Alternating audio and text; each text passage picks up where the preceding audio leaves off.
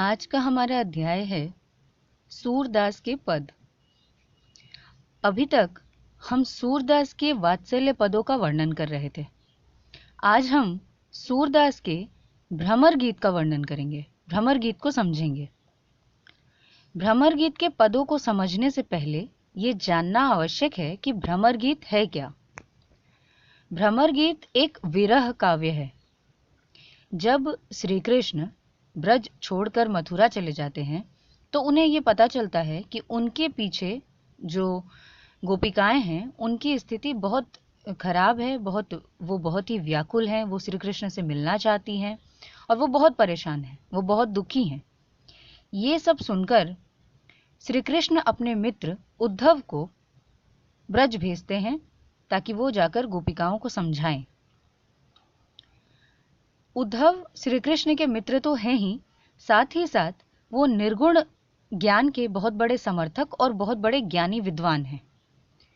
श्री कृष्ण उद्धव को इसलिए भेजते हैं ताकि उद्धव गोपिकाओं को ये समझा सके कि ज्ञान मार्ग की तरफ जाना ज्यादा जरूरी है, भक्ति मार्ग में कुछ नहीं रखा। भक्ति मार्ग को छोड़कर ज्ञान मार्ग की तरफ उन्हें जाना चाहिए, उन्हें ज्ञान प्राप्त करना चाहिए।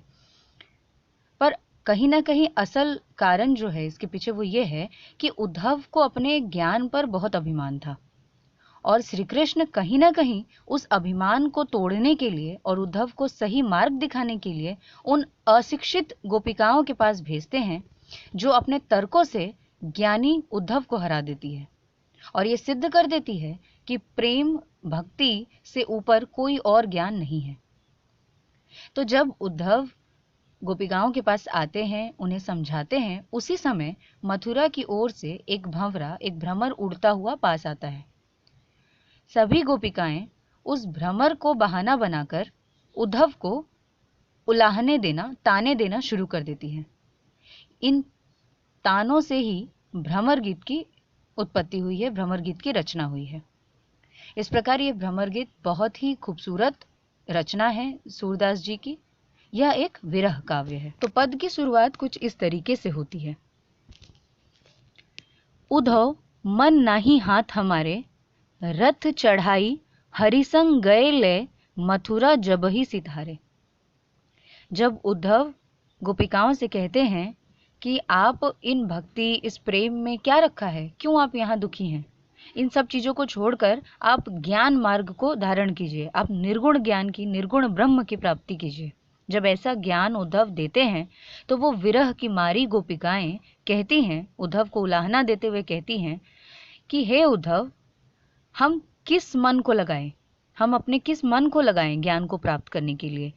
मन ही तो हमारे पास नहीं है, मन नहीं हाथ हमारे, वो मन ही तो हमारे पास नहीं है।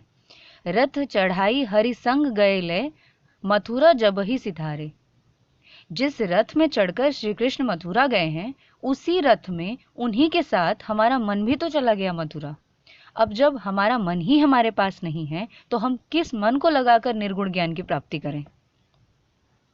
नातरु कहा जोग हम छाड़ ही, अति रुचि के तुम ल्याए, हम तो झंकती श्याम की करनी, मनले जोग पठाए।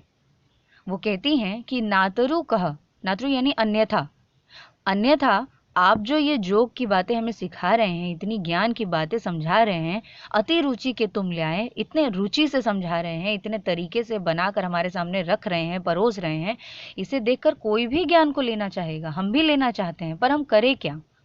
हम तो झकती श्याम की करनी, मनले जोग पठाएं।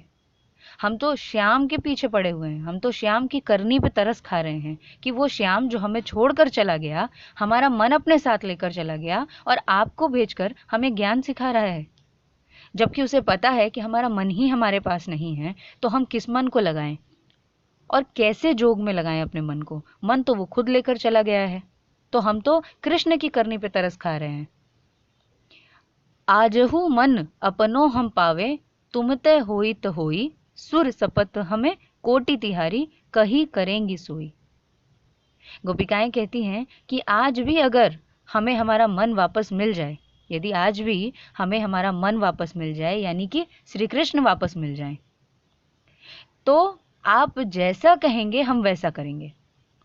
तुमते होइते होई। और ये अगर मन मिल भी जाएगा हमें, तो ये हमारा मन कौन वापस ला सकता है? तो सिर्फ तुम, यानी उद्धव। उद्धव, सिर्फ आप ये कर सकते हैं। आप ही हमारे कृष्ण को यदि वापस ले आए तो हमारा मन भी वापस आ जाएगा। सूर शपथ हमें कोटि तुम्हारी। सूरदास जी कहते हैं कि गोपिकाएं कहती हैं कि हम तुम्हारी कसम खाते हैं, उद्धव को कहती हैं कि हम कसम खाते हैं कि अगर तुम हमारा मन वापस ले आए, हमारे श्री कृष्ण को वापस ले आए, तो कहीं करेंगी सोई।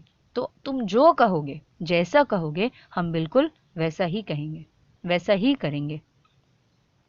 यानी कि उद्धव ने जो भी ज्ञान मार्ग पर जाने के लिए ज्ञान की जो भी बातें गोपिकाओं को बताई हैं, उनका उन पर कोई प्रभाव नहीं पड़ता। उल्टा वो उन्हें समझाती हैं कि भक्ति और प्रेम में क्या ताकत है, भक्ति मार्ग में रहकर उन्हें वो किस विरह में है, वो श्री कृष्ण से दूर कितने मुश्किल से रह रही हैं, उनका मन ही उनके पास नहीं है, तो बिना मन के वो अपना क्या लगा सकती हैं योग में। उनका तन मन जो भी है वो श्री कृष्ण के साथ मथुरा जा चुका है। तो यदि श्री कृष्ण वापस आ जाए तो मन जोग में दोबारा लगाया जा सकता है, लेकिन जब मन ही पास ना हो तो उससे निर्गुण भक्ति कैसे की जा सकती है।